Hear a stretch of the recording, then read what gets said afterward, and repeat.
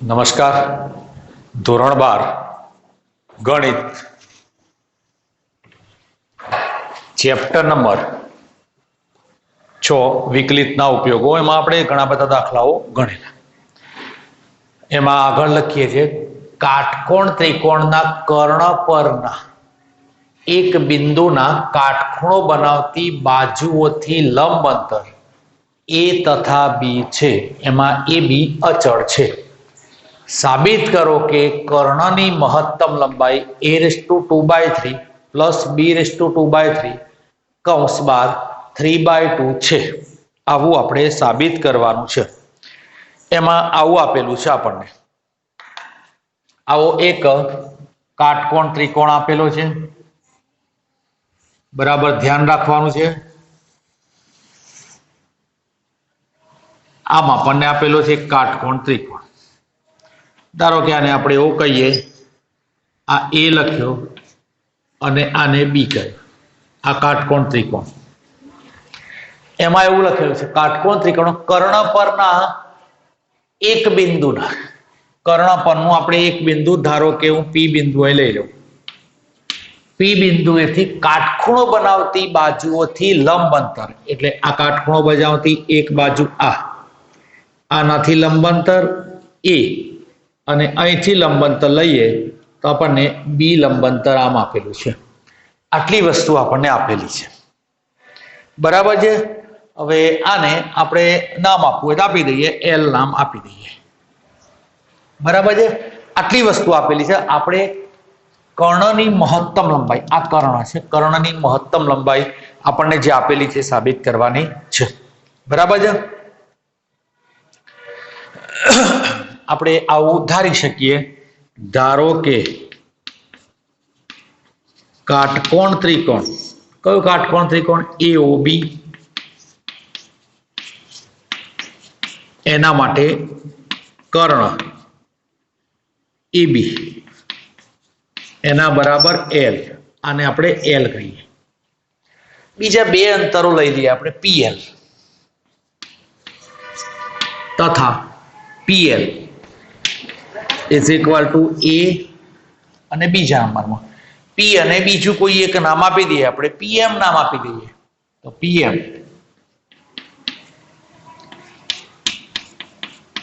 એના બરાબર બી છે. આવું આપણે ધારી લીધું. બરાબર છે. પછી બે ખૂણાઓ લઈશું. જુઓ, આ બે ખૂણાઓ હશે ને, એક આ ખૂણો અને આ ખૂણો, એ બંને અહીં કાટખૂણો છે, અહીં પણ છે. તો આ બંને ખૂણાઓ સરખા થશે, એટલે આ ખૂણો પણ થીટા થવાનો અને આ ખૂણો પણ આપણને થીટા મળશે. આવું આપણે યાદ રાખવાનું. તો આપણે આના પરથી આમ પણ લખી શકીએ કે તથા માપખૂણો આપણે લઈએ ઓ એ બી, કાટખૂણો ઓ એ બી, માપખૂણો ઓ એ બી ઇઝ ઇક્વલ ટુ આ ઓ એ બી ઇઝ ઇક્વલ ટુ એમ પી બી. એમ પી બી એના બરાબર થીટા. આવા બે ખૂણાઓને આપણે લઈ લીધા. હવે આ બે ખૂણાઓ માટે, એક આ ત્રિકોણ માટે અને એક આ ત્રિકોણ માટે એ લઈએ આમ કે ભાઈ સાઈન થીટા આપણે લઈએ. તો સાઈન થીટા બરાબર શું કહેવાય?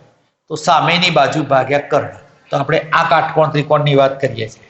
આ કાટકોણ ત્રિકોણ બરાબર ધ્યાન રાખજો.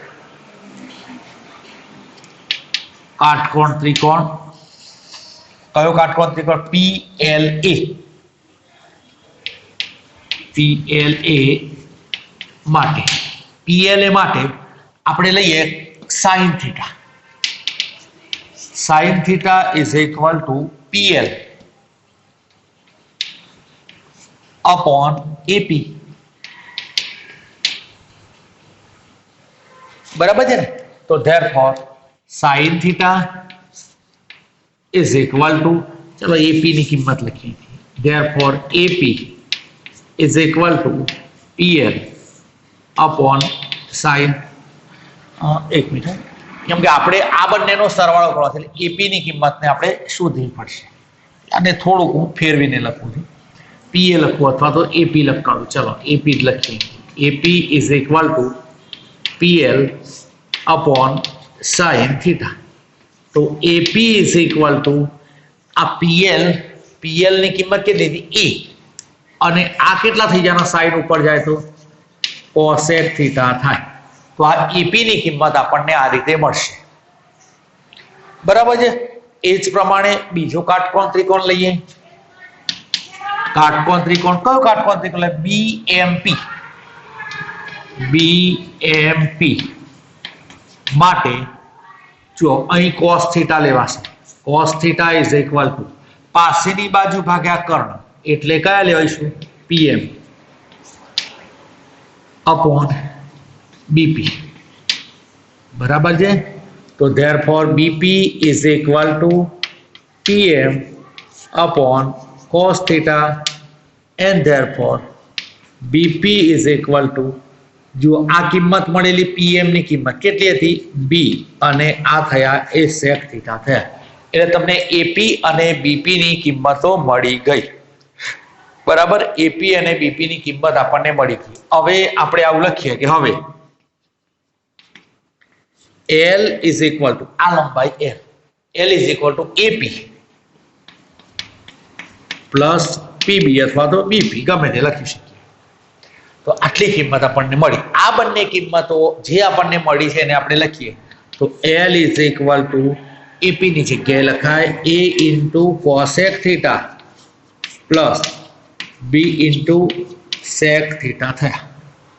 બરાબર છે.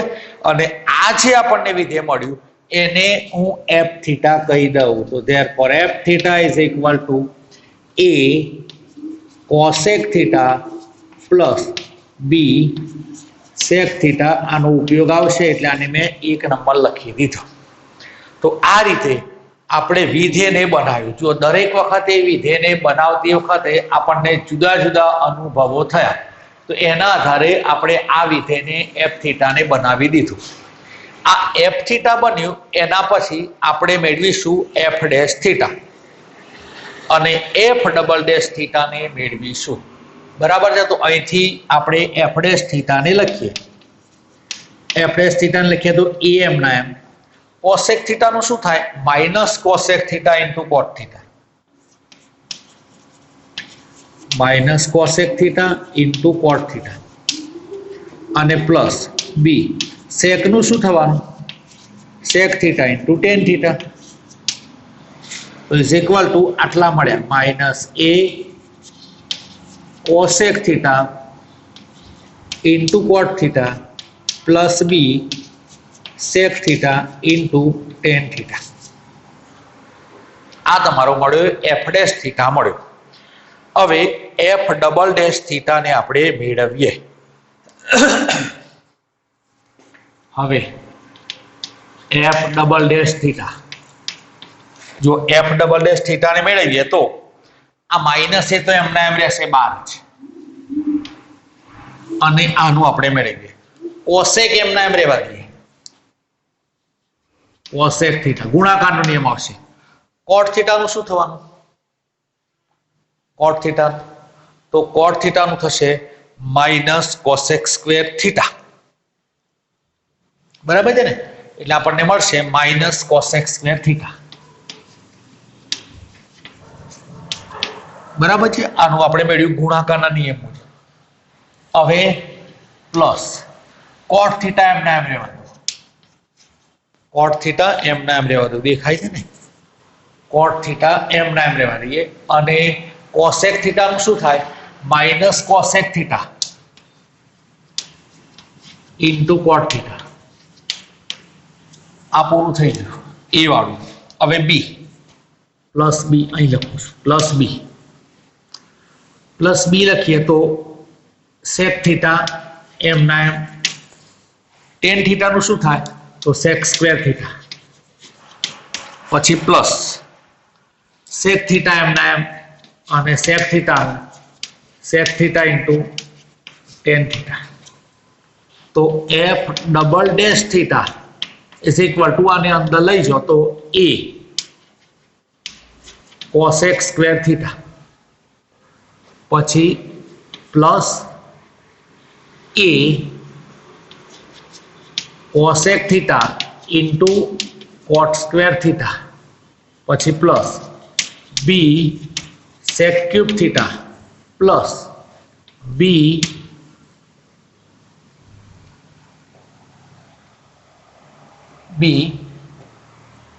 કેટલા થશે b sec square theta into tan theta. બરાબર છે ને? જોઈ લેજો બરાબર ને, આમાં ભૂલ ના પડે. માઇનસ એ કોસ કોટનું માઇનસ કોસેક સ્ક્વેર થીટા પછી કોટ એમના એમ માઇનસ કોસેક ઇન્ટુ કોટ થયું સેક એમના એમ ટેનનું સેક સ્ક્વેર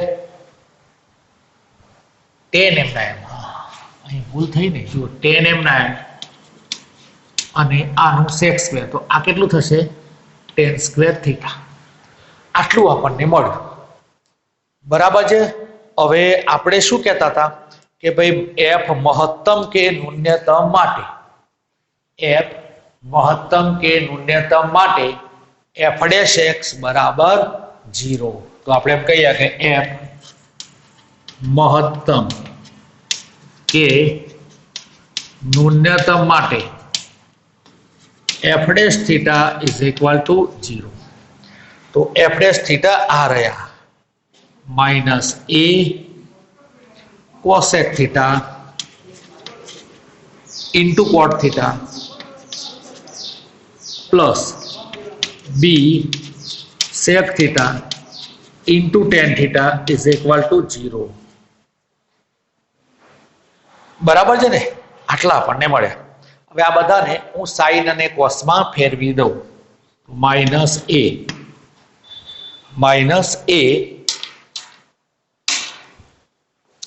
1 sin થીટા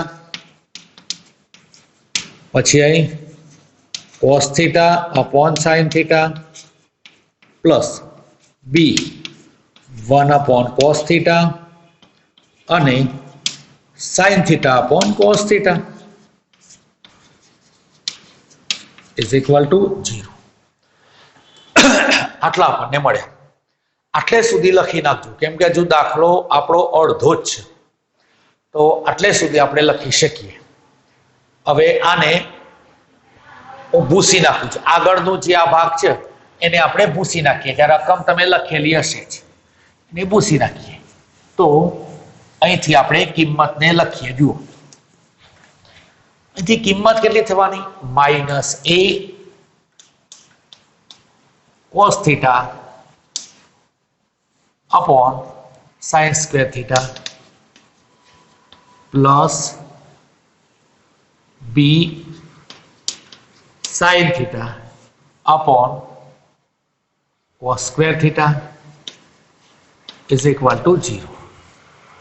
આનો લસા લઈ લઈએ તો minus A cos cube theta plus B sin cube theta is equal to 0 થાય. જો બરાબર છે? લસા લીધો અહીંથી આમ આ બંને આ બાજુ ગયા એટલે 0 થઈ ગયા. તો b sin cube theta is equal to a cos cube theta. આને અહીં લાવીએ તો tan cube theta is equal to a upon b થયા. tan ક્યુબ થીટાની કિંમત મળી a upon b. tan cube થીટાની કિંમત a અપોન બી આપણને જો મળી તો આપણે tan થીટાની કિંમત કેટલી લખી શકીએ તો a upon B raise to 1/3 લખાય. બરાબર છે? આટલી કિંમત આપણને મળવાની. જો હવે આ tan થીટાની જે કિંમત મળી હવે આ tan થીટાની કિંમતને શેમાં મૂકવાની આપણે f ડબલ ડેશ થીટા મૂકવાની tan ઇન્વર્સ મુકાય. પણ આપણે એ બધું લાંબુ બહુ લખવાની જરૂર નથી કેમ કે tan થીટાની કિંમત ધન છે.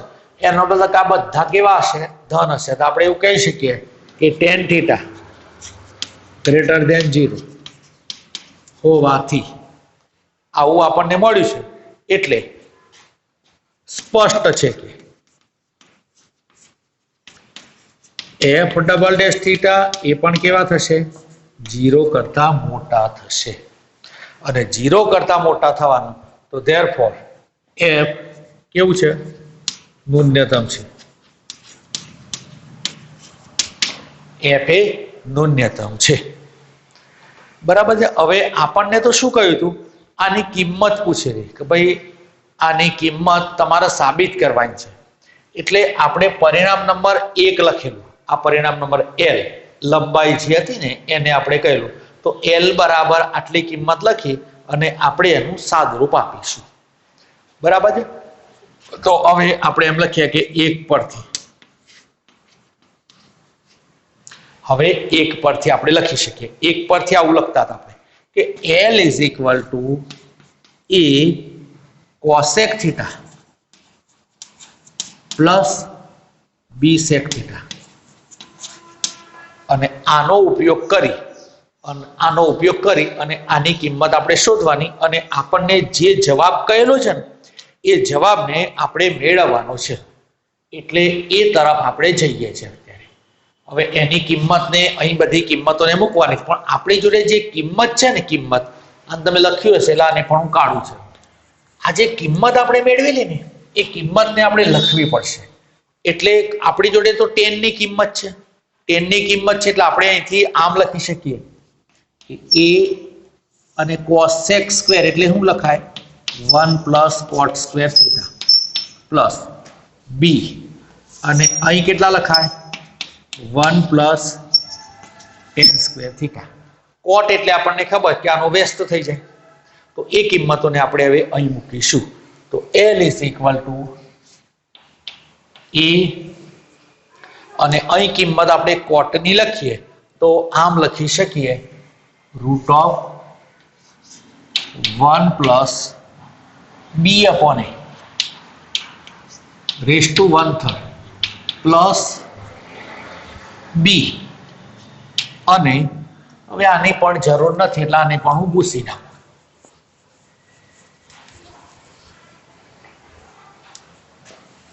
√1 +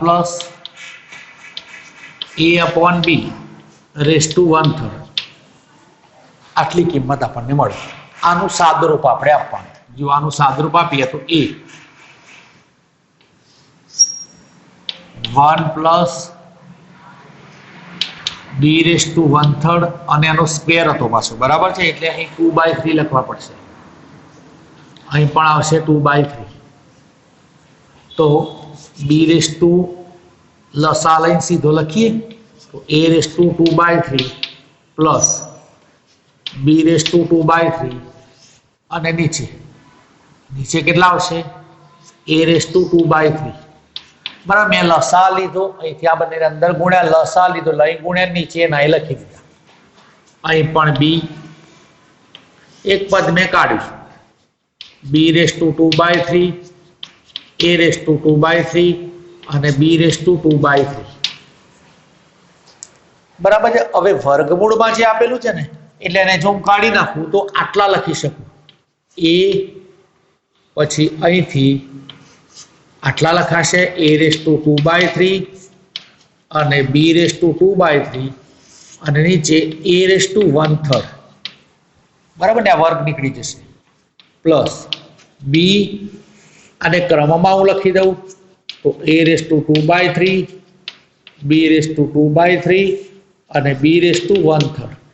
જો આ 1/3 હતા અને આ એકલા હતા એટલે કેટલા થવાના a raised to 2/3 અને અહીં આમ લખીએ છીએ a raised to 2/3 b raised to 2/3 any 1/2 plus ઉડી જશે ને અને b raised to 2/3 અને અહીં a raised to 2/3 b raised to 2/3 અને એની 1/3. આ બંનેમાંથી કોમન આટલા નીકળશે. જુઓ a raised to 2/3 b raised to 2/3 raised to 1/3 અને અહીં વચ્ચે a raised to 2/3 અને b raised to 2/3. આ 1/2 ઘાત હતી આ અને આ એક ઘાત હતી. તો ઘાત કેટલી થઈ ગઈ તો a raised to 2/3 b raised to 2/3 અને એની ઘાત થઈ ગઈ 3/2. તો આ રીતે આપણને આવો દાખલો મળશે. આ દાખલો મોટો છે પણ તમે ક્રમશર ગણતા જાઓ ને જો સાદુરૂપ તમને આવડતું હોય તો આ દાખલો જલ્દી ગણાઈ જશે. એટલે આ રીતે આપણે આવા દાખલાઓને પણ ગણી શકીશું. એટલે બરાબરનું ધ્યાન રાખવાનું છે કે પરીક્ષામાં પૂછાય તમારે અત્યારે આપણને લગભગ 15-20 મિનિટ થાય, પણ જે દાખલો પરીક્ષામાં તમારે ગણવાનો હોય તમારે 5-7 મિનિટમાં ગણવાનો, એટલે તમે તો ફટાફટ લખતા હોય, આવડતું હોય તો ગણી શકાય. એટલે આવા દાખલાઓ ઘેર હોય એની પ્રેક્ટિસ કરવી પડે. તમને એમ થાય કે આવડી જ જશે તો નહીં આવડે. ચાલો આગળ લખીએ.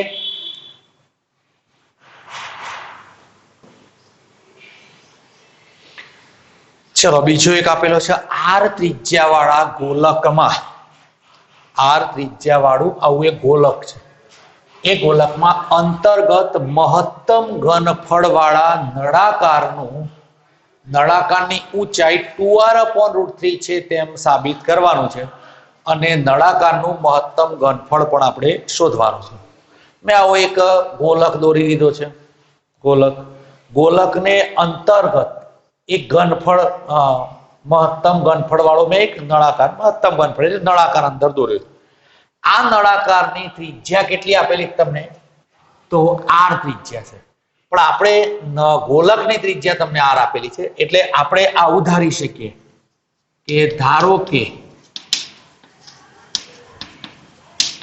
નળાકારની ત્રિજ્યા r અને ઊંચાઈ h છે, તથા ગોલકની ત્રિજ્યા r કેપિટલ R છે. એટલે જો આ નળાકાર છે ને, આ નળાકારની ત્રિજ્યા આપણે અહીંથી લઈએ તો આ r થવાની. હવે આ નળાકારની ઊંચાઈ છે ને, ઊંચાઈ એ h આપેલી છે આખી, એટલે આ ભાગ કેટલો થવાનો? h/2 થવાનો. અને આ ભાગ આ નળાકારના ગોલકની ત્રિજ્યા છે, એટલે આ કેપિટલ R થવાનો. બરાબર ને? આ તમને સરળતાથી ખ્યાલ આવી જાય એવું છે. તો આપણે આકૃતિ પરથી આવું કહી શકીએ.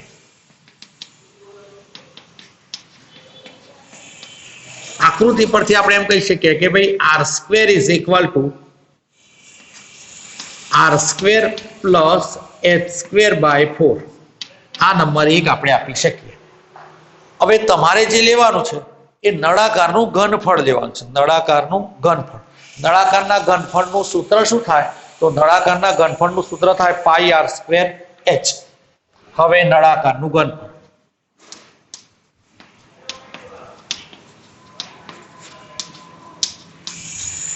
એના બરાબર πr²h.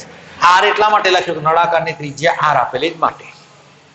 હવે આ r² ની જગ્યાએ આપણે કિંમત લખીએ. જુઓ તો પાઈ r² ની જગ્યાએ કેટલી કિંમત લખાય? તો હું આમ લખી શકું, r² - h²/4 × h. આ તમારી નળાકારના ઘનફળનું સૂત્ર મળી ગયું. આને આપણે fh કહીએ. આમ fh, h પરથી બાકીની વસ્તુઓ મળી જશે. તો કેટલા થવાના? πr²h અને માઇનસ πh³/4. આ તમારો મળ્યો એ fh મળ્યો. બરાબર છે ને? આ fh પરથી આપણે મેળવીશું f'(h). f'(h) મેળવ્યા તો πr² -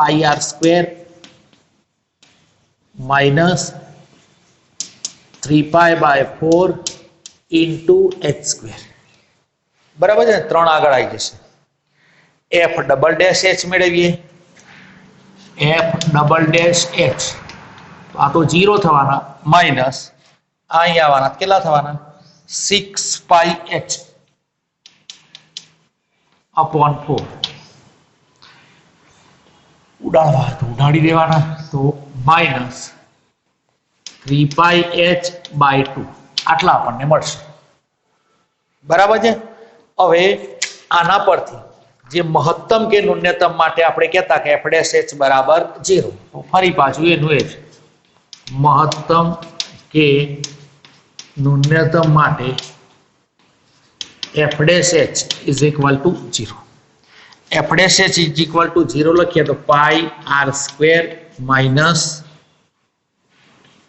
3πh²/4 = 0. આટલા આપણને મળશે. આ બધામાંથી આપણે બરાબરને પેલી બાજુ લઈ જઈએ તો આમ પણ લખી શકીએ કે pi r square is equal to 3 pi h square by 4. તો r square is equal to 3h square by 4 આટલા આપણને મળવાના. એનો મતલબ થયો કે h square is equal two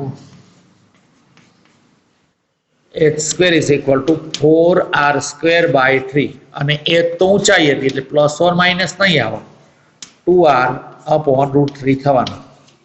હવે આ તમને જે મળી ગયા જવાબમાં માંગેલા થયા જે મળી ગયા એને f ડબલ ડેશમાં કિંમત આપણે મૂકવી પડે. તો હવે હું લખું f ડબલ ડેશ h માં 2r અપોન √3. જો અહીં હું કિંમત લખું ને તો કેટલા થવાના? માઇનસ 3 પાઈ અપોન 2 અને h ની જગ્યાએ લખીએ તો 2r અપોન √3 આટલા થાય ને. આપણને નીકળી જશે અહીંથી કેટલા મળશે? માઇનસ √3 પાઈ r અને આ 0 કરતા કેવા છે? નાના છે. 0 કરતા નાના તો આ જે 0 કરતા નાના તમને મળ્યા તો 0 કરતા નાના મળ્યા તો આપણે શું કહી શકીએ કે f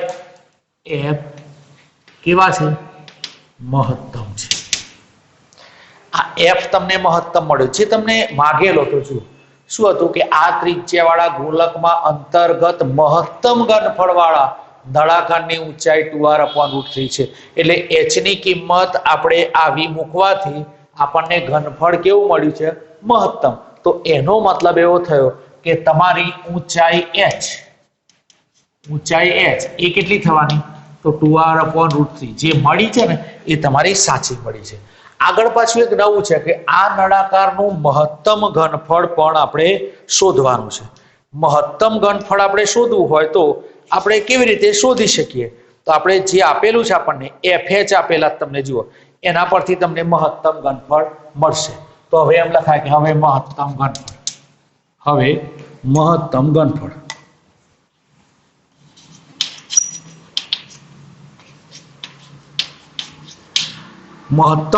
હવે આપણે શોધીએ છીએ.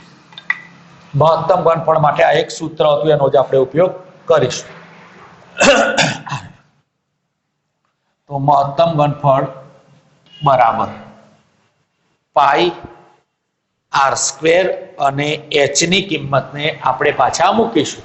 તો મહત્તમ ઘનફળ માટે પાઈ પછી R square minus h square ની જગ્યાએ કિંમત h સ્ક્વેર ની જગ્યાએ કેટલા થવાના? 4r સ્ક્વેર અપોન 3 અને નીચે કેટલા પાછા 4 અને અહીં 2r અપોન √3 આટલા જ થાય ને.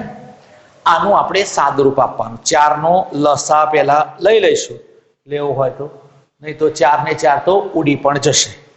એટલે આપણે સાદુરૂપ આનું આવું આપી શકીએ ઇઝ ઇક્વલ ટુ પાઈ પછી અહીં આર સ્ક્વેર માઇનસ આ 4 ને 4 ઉડી ગયા એટલે આર સ્ક્વેર બાય 3 અને 2r અપોન √3.